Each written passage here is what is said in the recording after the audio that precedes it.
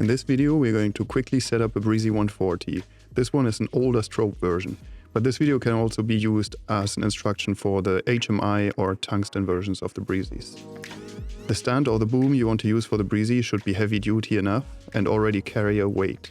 It makes things easier if the holder is installed before the Briese is opened, tightened and open to receive the reflector.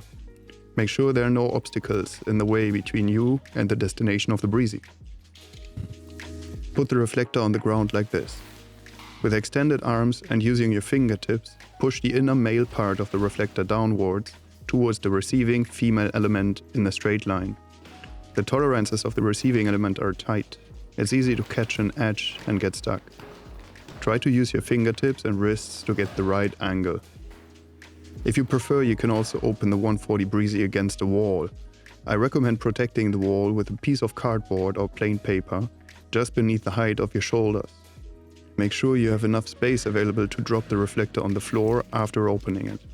Now take a long stance and push the inner part of the reflector in a straight line toward the receiving end.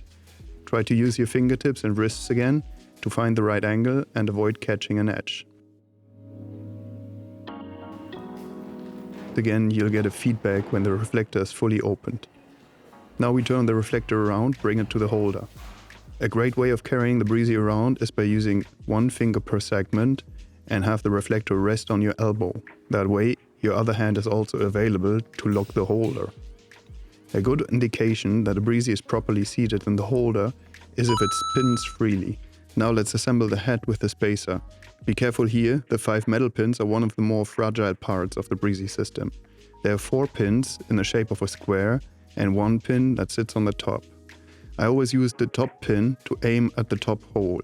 If you miss, the connection will feel very loose. If you hit well, it will already be a sturdy connection.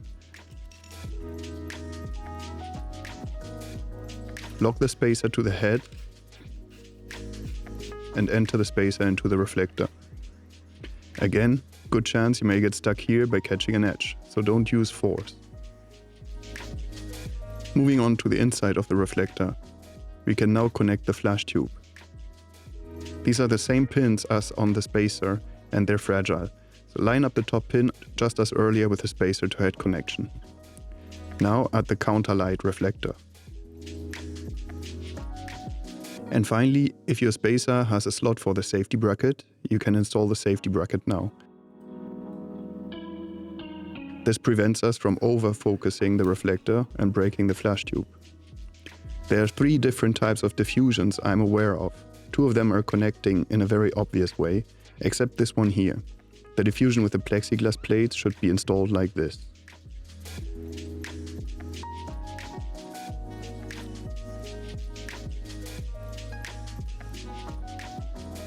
Note that the full diffusions are most equally lit up if the Briese is well focused.